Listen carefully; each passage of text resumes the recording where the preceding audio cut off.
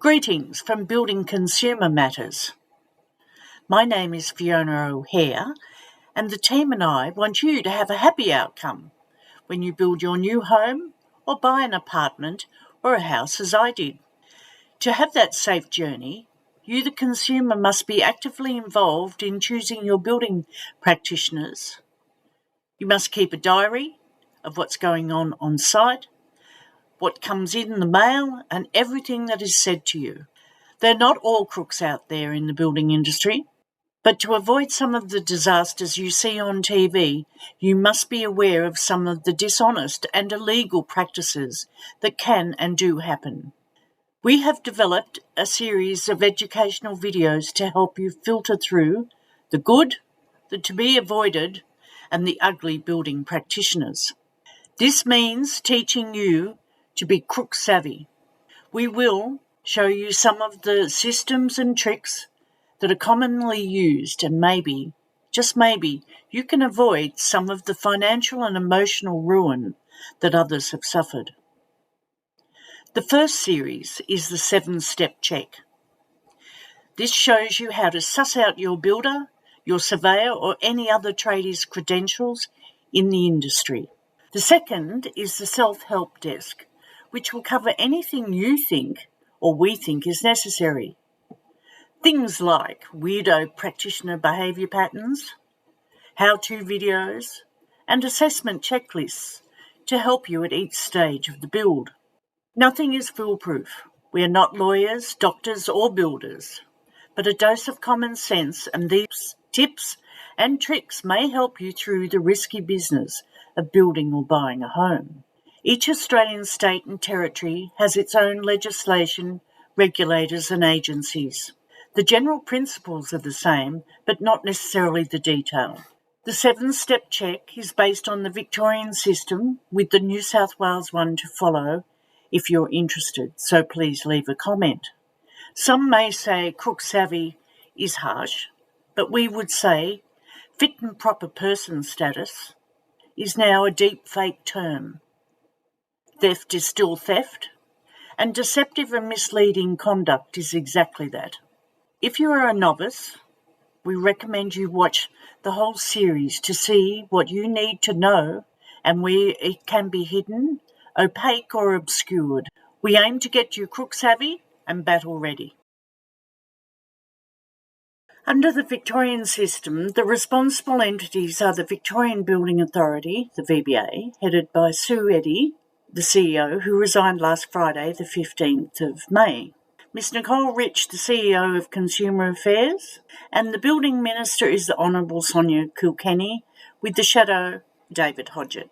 CAV Minister is the Honourable Danny Pearson, and the Shadow is Mr Tim McCurdy. All their contact details are on the website. To the business of giving more power to you. Episode 1 is about the VBA, the regulator, and what information is open to you, what is in the public domain, if you know where to look for it, and more importantly, why you want to look for it. The VBA manages the registration database where you can check the registration and category of a particular builder, a surveyor, or a certifier in other states, or a tradie. This does not give you his or her qualifications or any indication of the skill level or certainly of their honesty or integrity. The 7-step check is so important to your decision-making process. It is so simple, so let's get to it. Okay, first off we have to find the VBA, which is www.vba.vic.gov.au. Each building regulator's website obviously is different, but they should have similar functionality. They should supply information about the registration and any restrictions that may be applied to a practitioner. Selecting Find a Practitioner takes us to where we enter the practitioner's name, and I always find that less information in the first search performs better. Okay, so you've made your way through the first couple of pages, and here we are, Barry the Builder. There is information here, his registration number, his classification. Yes, he's a domestic builder. He's been in the industry for, 3.5 years? His registration is current, but this is what I call the red flag zone. This is where they talk about cancellation, surrender, suspension, limitations to the licence, and any conditions that apply. So the only way to check on your practitioner is now to go to the disciplinary register. So you have to come out of this page, come back to the main page where you find here the practitioner disciplinary register, type in their name. Lo and behold, here is one. There's nothing here up in the red flag danger zone, but here he has an incident that has been hauled before the show cause process of the Victorian Building Authority. The decision date was the 16th of March. God forbid, 3 years into his, not even, or just, 3 years into his licence in the industry, the practitioner was found to have failed to comply with a written direction to fix within the specified time frame. Practitioner received a $2,000 penalty. So that's the decision date. That's not the date of the incident. So anything with the VBA takes years. It takes years to get a complaint through the VBA process. Did he pay this fine? You'll never know. If he did pay the fine, over what period of time? Did he take time to pay it? What was the penalty to the consumer cost ratio? It's all very well to say he got a $2,000 fine, but if it costs the owner of the property $200,000, then there's no relevance. Moving along, the next case study is Red Flag Fred. Now, Fred, here, when you type in, you go to the first page, you type in his registration, yes. He commenced his registration in 2018. He's been in the industry, 5 years, partially suspended. That began on the 20th of the 4th in 2023, so recent. This is all the red flag danger zone information that you must check for. Please refer to the practitioner's sanction register. So we come to the disciplinary register and we see good old Fred has got 3 entries. He's only been in the industry 4 years. So it looks like we have 2 failures to fix. I'm reading from my notes here.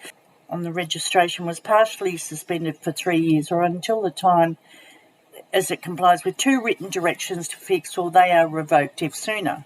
So what does this mean? Which registration was suspended? He was partially suspended. Was it the first part, the middle part, the end? Can he build you half a house? Does he only have half a registration? This is the red flag danger zone that you must check. And my rating for him, the red flag rating, danger zone rating for this guy is 9 out of 10. I reckon that the regulator gets 10 out of 10 for the mumbo jumbo that they've put in there. The practitioner received reprimands 2 of, and its registration was partially suspended for 3 years or until such time as it complies with the enforceable directions set out in the written directions to fix, or what written direction to fix is revoked if sooner. Madness. This is our final case study, and it's called the Little Perler. This is slightly different. This is a building surveyor, or in other states they're called certifiers. Our 2 previous examples or case studies were builders. This is different also in the fact that it has a company registration and a personal registration. Both are for building surveyor and building inspector, both unlimited. We come down to the first page and you see similarly here, that, as usual, not much information. Yes, building inspector, building surveyor, both unlimited. Registration began in 1995-96, so class of 95-96, which is important for a future video. Everything's current. The company registration, and again here you'll see nothing, no red flags, nothing in the red flag danger zone. Building surveyor unlimited and inspector unlimited. This is a new company, relatively new. It's 2021.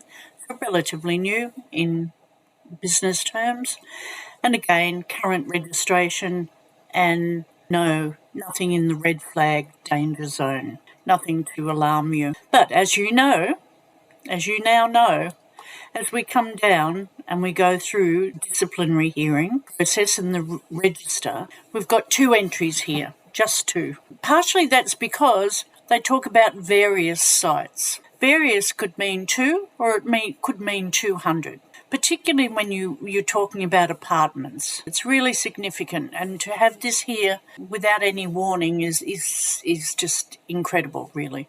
It's important to note these allegations were brought by the Building Practitioners Board or the Building Commission. The VBA was born out of the firestorm of the Building Commission in 2013. So let's say these charges are going all the way back to possibly mid-2000s, 2008, and possibly earlier.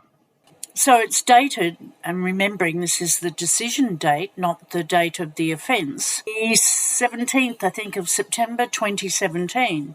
So let me just read this to you. It's really quite out there. On the 12th of September 2017, the Court of Appeal, that's the Supreme Court, determined to dismiss the Building Practitioners Board appeal in favour of the VCAT decision to suspend both registrations until the 18th of November 2017. So 3 sets of appeals here on this one, 3 sets of appeals, and by the look of it, they gave him a suspension of 1 month. The decision date was September 2017, and the suspension was until 18th of November 17. The fine was $30,000 and the cost was $64,000, and he got a reprimand. And at the very last it says summary of grounds, VCAT allegation findings to be confirmed. There's nothing to alarm you in the registration details. There's no limitations, there's no conditions on his registration, there's nothing. Okay, coming to the example on the right, again it talks about the building surveyor. The decision was made in 2020, reprimand and a $14,000 penalty and a 9-month suspension. The grounds are approving the use of combustible cladding on 2 apartment buildings. Now that could be 100 apartments between 2, and issuing occupancy permits when buildings were non-compliant in several respects and not suitable for occupation, with one building being issued with an emergency order by the relevant building council. Again, it says subject to VCAT review. Well, I was looking for something else the other night. This is a register, and it talks about the review and regulations. So this is the appeal of the decision, the most recent one, the 2020, as you can see there, in VCAT against the Victorian Building Authority. And as you can see, it's still pending. Nothing in the registration to alert any consumer that there's anything wrong with this practitioner. To be clear, open and transparent, the practitioners were semi-randomly chosen, and the blue slide shows the date of collection from the VBA website. To recap, what have we shown you? Step 1, go to the regulations registration site to check whether the practitioner is registered as a builder or whatever classification. Do the preliminary check for red flag danger zones. 2, go to the disciplinary register and check for any activity of your practitioner. 3, evaluate what you've found and complete the risk analysis on whether or not you can afford any of the screw-ups. In closing, we're here to help you achieve your great Australian dream. We want you to go through the process and still have your sanity, your family, and your checkbook. These non-compliant practitioners are just money-making machines. They don't care about you. They do not care that your roof could fall in. They don't care that your roof could fall on your children. And guess what? The regulators don't care either. No one brings anyone to account, and therefore they have no fear and they have no shame.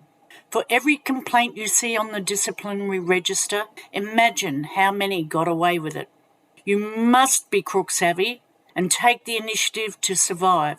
You must be involved and you must be ever vigilant because the regulators are not. More power to you.